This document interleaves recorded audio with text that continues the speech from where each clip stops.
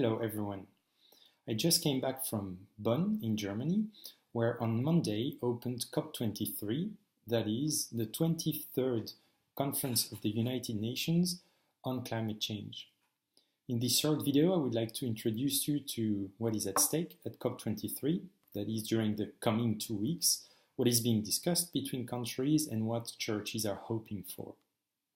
First of all, it shall be said that even though it's happening in Germany, it is actually the country of Fiji that is hosting and presiding over the COP this year.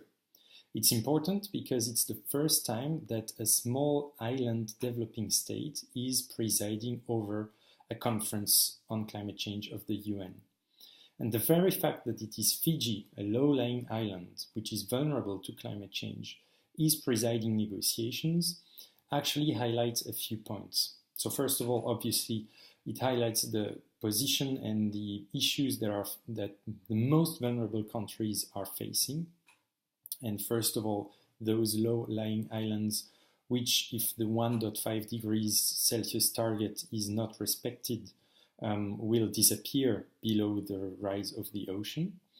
But also it puts forward the issue of adaptation. So not only mitigation, which is the reduction in the emissions of greenhouse gases, but also the fact that how do we build resilience, how do we help countries to adapt, how do we try to be well prepared for what is coming. And also it highlights a figure which I have just said, which is this 1.5 degrees target, which in the Paris Agreement is part of the goal when it comes to temperature. The Paris Agreement states that countries try to stay well below 2 degrees Celsius and pursue efforts to respect the 1.5 degrees limit. And this one is particularly important for Fiji and countries alike. Now, in the process of negotiations in these coming 2 weeks, two main items are on the table. The first one of them is that it is awaited for COP23 to produce the draft rule book of the Paris Agreement. So what does it mean? Actually, in the Paris Agreement adopted at COP21, general principles were agreed. And many of them are good. We have a positive agreement, which is of course also a compromise with limits and weaknesses, but still. And now for these general principles or these goals, and especially the 1.5 degree goal to be reached, so for the Paris Agreement to be implemented in an effective way, we need a set of technical details of rules, procedures, methodologies, which were left out of the Paris Agreement and are being discussed right now. I'll give you one example. The Paris Agreement decided that at each moment, each and every country needs to put on the table what is called a nationally determined contribution. In other words, a national pledge, which is decided at the national level. The European Union has pledged to reduce by at least 40% its emissions in greenhouse gases by 2030 in comparison to 1990. The problem is that there is no agreement between countries about the content of the information of these nationally determined contributions. Some countries choose this beginning date, some countries choose another beginning date, some countries have this list of greenhouse gases they take into account. Other countries have another list. Some take into account some sinks for carbon, like forests or the oceans, others do not, etc. So we need to be well in accord when it comes to what has to be in this nationally determined contribution. And this is being negotiated right now. So COP23 is supposed to produce the first draft of this rulebook, which is to be adopted next year at COP24. You know maybe that the COPs of the UN actually were in cycles. So there was a cycle leading up to COP21 in Paris. Now we are on a new cycle which is leading to COP24 next year. As at COP22 in Morocco, it was adopted that this rulebook will need to be completed by 2018.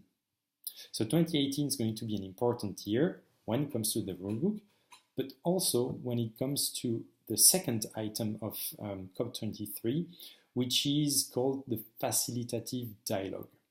So what does that mean? It's technical UN vocabulary, but it refers to a first stock-taking of where we are, what is the world's trajectory when it comes to the objectives of the Paris Agreement, especially the 2 degrees and the 1.5 degrees Celsius limits. So next year, countries will have to look at what they've been doing, to look at what they have pledged, and to assess whether this is enough or ambition needs to be ramped up. The formal elements of this facilitative dialogue are also under discussion. Is it going to happen all year? Is it going to happen only at COP24? What is the source of information? What is going to be shared? How do we assess, etc.? So the methodology of this dialogue, of this stock taking, has to be discussed and is being discussed at COP23, and hopefully COP23 will come up with a decision on all those matters, and by the end of these negotiations we will know what will happen next year in 2018. Although it is important for the general frame of this dialogue to be discussed and decided, we actually already know that what is being pledged by national countries is not enough. The UN Environment Programme published a report a few days before COP23 stating what we knew already coming out of COP21, that the current national pledges taken together actually lead us to around 3 degrees Celsius of global warming.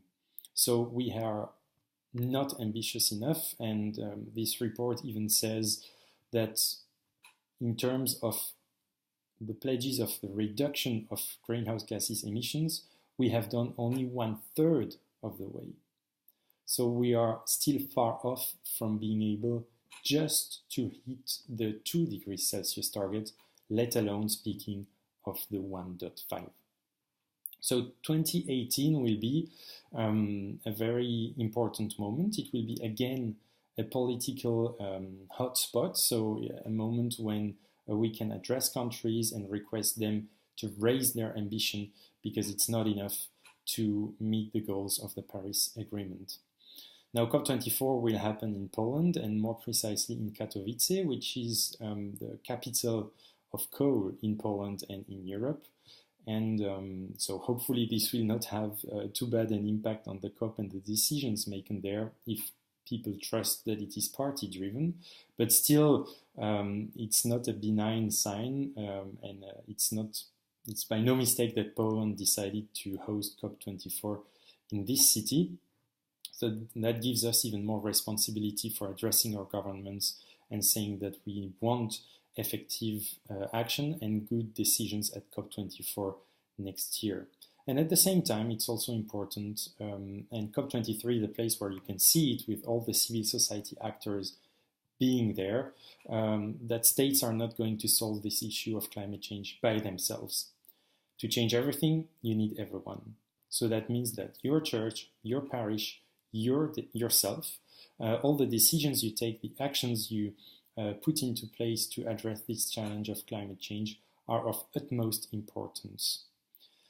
So I hope that at the end of this video you understand a bit better what is happening at COP23, the dynamic that is leading us to next year and COP24, and I give you a rendezvous in 2 weeks to assess what happened at COP23, what was decided, and what is the way ahead of us. Thank you very much.